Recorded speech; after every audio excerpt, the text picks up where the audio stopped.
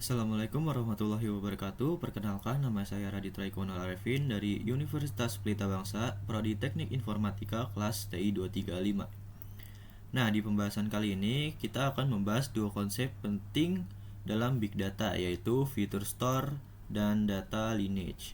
Keduanya sangat berperan dalam pengolahan data modern, khususnya ketika kita membangun sistem machine learning skala besar. Nah, sebelum kita masuk ke materinya, alangkah baiknya kita berdoa terlebih dahulu agar diberikan keberkahan pada ilmu yang kita akan pelajari kali ini. Rabbi zidni ilman warzuqni fahman.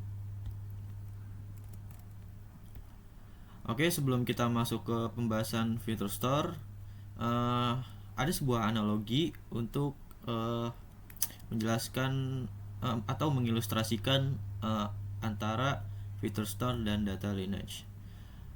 Coba kita bayangkan sebuah dapur besar. Nah, di dalam dapur besar itu terdapat banyak koki yang bekerja.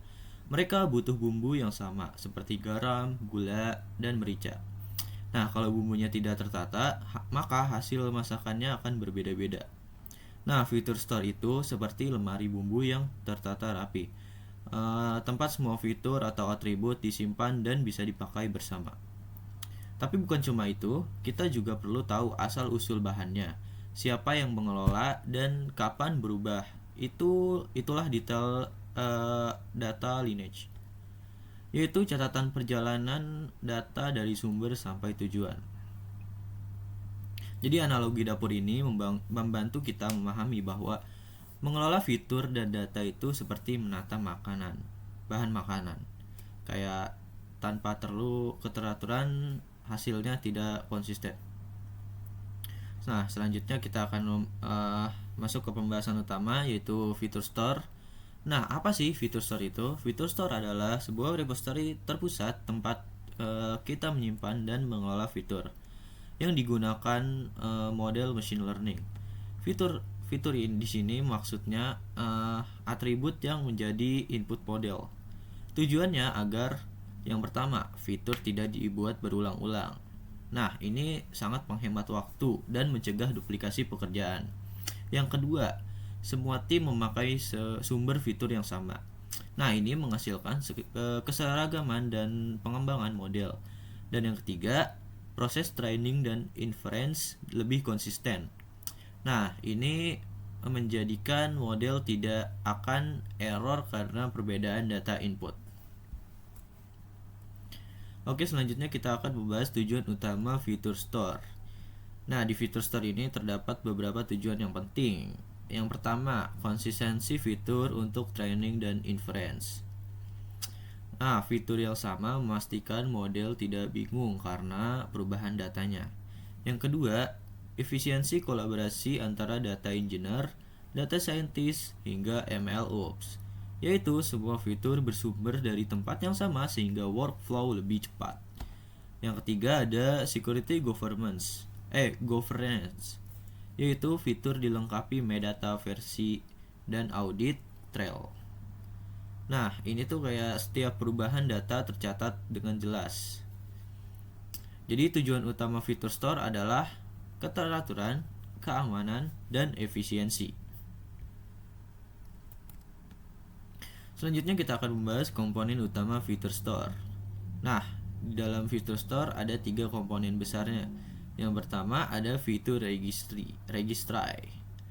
Nah, ini tuh kayak tempat mencatat definisi fitur, metadata, dan dokumentasi. Di sini itu menghindari duplikasi fitur, kayak setiap fitur punya identitas yang jelas lah. Yang kedua ada serving layer.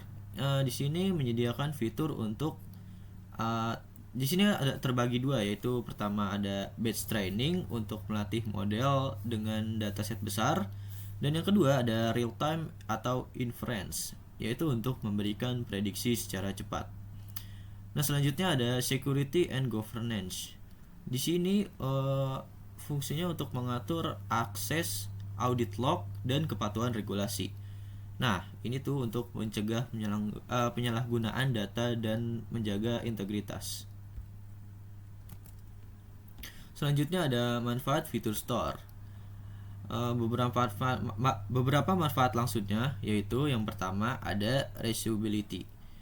Ini tuh kayak sekali buat fitur bisa dipakai berkali-kali, jadi mengurangi pekerjaan ulang. Yang kedua ada training inference consistency. Ini tuh mencegah hasil berbeda karena fitur yang berbeda, jadi model lebih stabil. Dan yang ketiga ada visioning dan traceability. Ini kayak semacam setiap fitur punya catatan versi masing-masingnya, jadi mudah melacak perubahan jika terjadi error.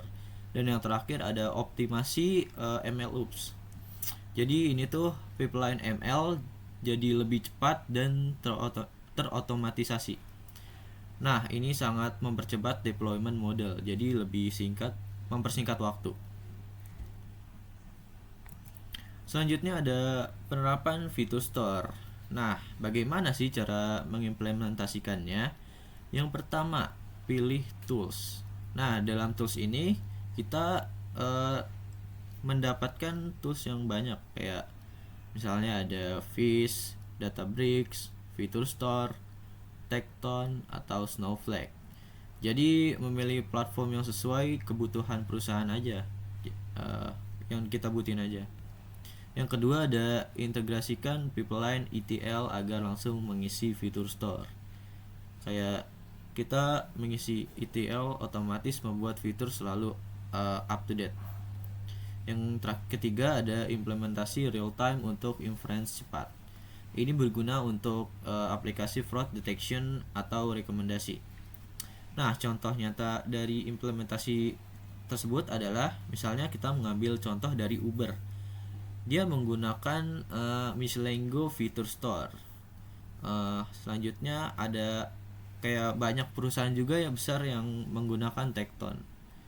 Nah, jadi Fitur Store ini banyak digunakan di dunia industri, bukan hanya sekedar konsep ya.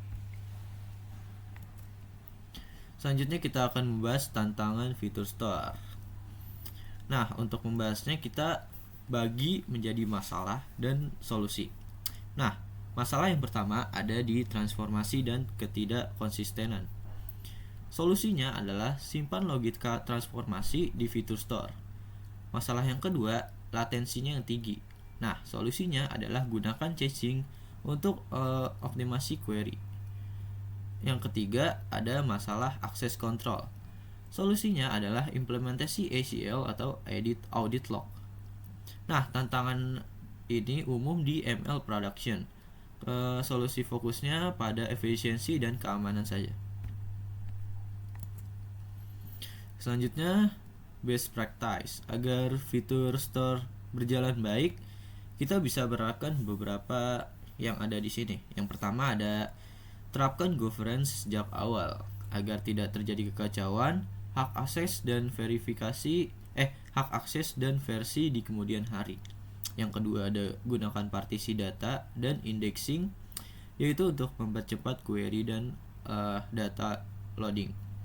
Yang ketiga ada monitor drift fitur secara rutin. Nah, di sini kita bisa mencek apakah fitur mulai berubah kualitasnya. Dan yang terakhir ada menggunakan visioning untuk setiap eksperimen model. Jadi kita membuat eksperimen bisa dilacak dan dibandingkan untuk membandingkan satu dengan yang lainnya. Nah, oke. Sekarang kita masuk ke bagian yang kedua, yaitu data lineage. Data lineage adalah kemampuan untuk melacak perjalanan data dari sumber, proses transformasi hingga tujuan akhirnya. Nah, kalau diibaratkan ini tuh semacam riwayat perjalanan sebuah data. Nah, data lineage ini memastikan kita tahu dari mana data berasal dan siapa yang mengubahnya. Yang kedua, selanjutnya, mengapa data lineage itu penting? Karena untuk menjamin kualitas data. Jika ada data aneh, kita tahu sumber kesalahannya di mana. Nah, selanjutnya penting untuk audit dan compliance. Nah, ini wajib untuk regulasi seperti GDPR. Selanjutnya, memudahkan debugging. Pipeline error bisa dilacak dengan cepat. Selanjutnya, mengetahui dampak perubahan data. Ini tuh agar tidak merusak dashboard atau model lain. Dan yang terakhir ada membuat stakeholder percaya. Jadi transparansi memperkuat kepercayaan ya. Selanjutnya ada fungsi utama data lineage. Fungsinya meliputi pelacakan data. Jadi ini tuh kayak melihat alur data secara lengkap. Audit trail, ada catatan siapa yang mengubah apa, analisis dampak, mengetahui efek perubahan data, migrasi data, memastikan migrasi berjalan dengan aman, dan pemodelan data, kayak visualisasi hubungan antar table. Oke, selanjutnya bagaimana data lineage bekerja. Jadi data lineage bekerja menggunakan metadata seperti struktur data, sumber data, transformasi yang dilakukan, siapa yang mengubah, dan kapan dimodifikasi. Tools lineage kemudian memetakan perjalanan data secara visual. Jadi prinsipnya semua perubahan data dicatat dan divisualisasikan. Nah, selanjutnya ada contoh alur data lineage di dalam konteks pipeline. Jadi data masuk dari bagian sumber data yaitu API, database atau file. Selanjutnya data diproses ETL, di cleaning dan transformasi.